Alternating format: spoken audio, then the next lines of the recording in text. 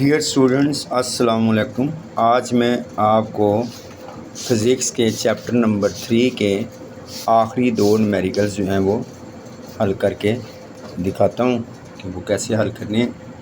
पहले हम पढ़ते हैं जी numerical number 8। A ball of mass 0.4 kilogram is drop on the floor from a height of 1.8 metre. The ball rebounces straight upward to the height of 0.8 meter. What is the magnitude and direction of the impulse applied to the ball by the floor? Numerical कुछ इस तरह है कि एक ball को 1.8 metre की height से गिराया गया।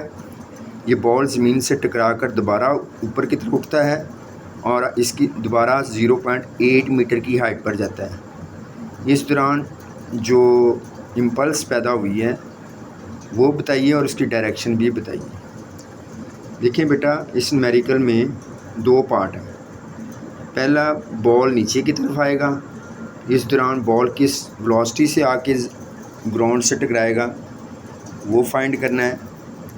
और दूसरा, बॉल जो है वो दोबारा जब ऊपर की तरफ मूव करता है तो किस वेलोसिटी से मूव करता है वो मालूम करना है। फिर दोनों वेलोसिटीज़ में तब्दीली यानी चेंज फाइंड करनी है और फिर इससे इम्पल्स फाइंड आउट हो जाएगा। देखें, एक बॉल है जिसका मैस 0.4 किलोग्राम है।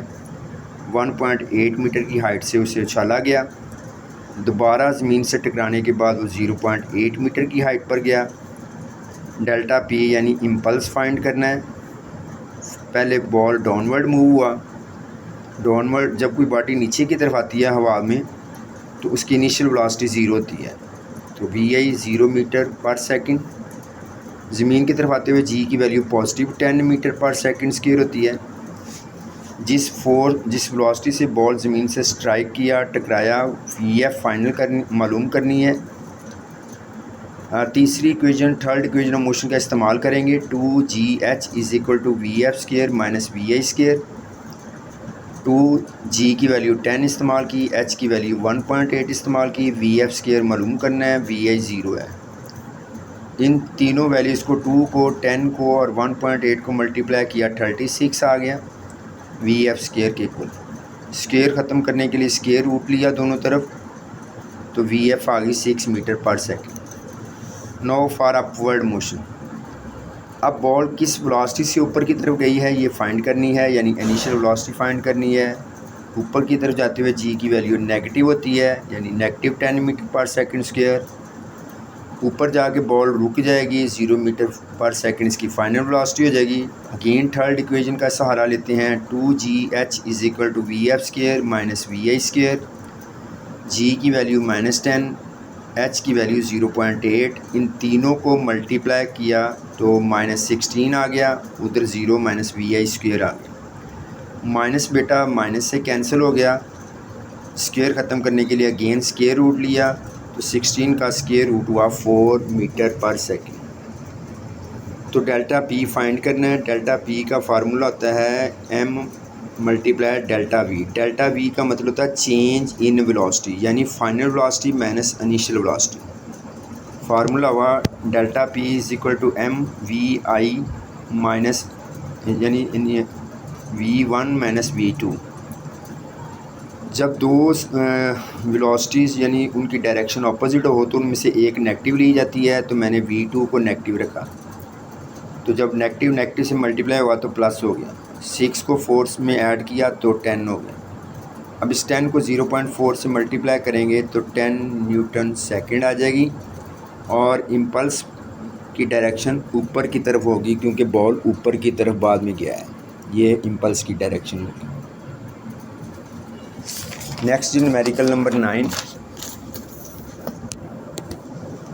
बेटा न्यूमेरिकल नंबर 9 कुछ इस तरह है। 2 balls of mass 0.2 kilogram and 0.4 kilograms are moving toward each other with a velocities of 20 metre पर सेकंड एंड 5 मीटर पर सेकंड। यहाँ भी बेटा दोनों बॉल ऑपोजिट डायरेक्शन में मूव कर रही हैं, इसलिए एक वेलोसिटी नेगेटिव ली जाएगी।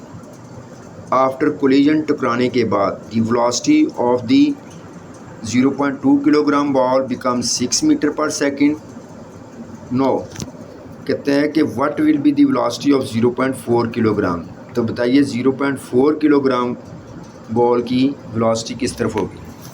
देखो यहाँ दो बॉल्स हैं, एक का मैस 0.2 किलोग्राम है, दूसरे का मैस 0.4 किलोग्राम है।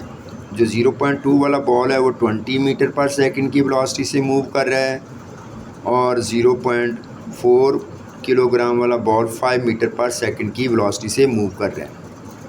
और जो पहला बॉल 0.2 वाला है वो टकराने के बाद 6 मीटर पर सेकंड की वेलोसिटी से अपोजिट डायरेक्शन में चला गया और V2 किस वेलोसिटी से टकराने के बाद मूव कर रहा है ये हमने फाइंड करनी है।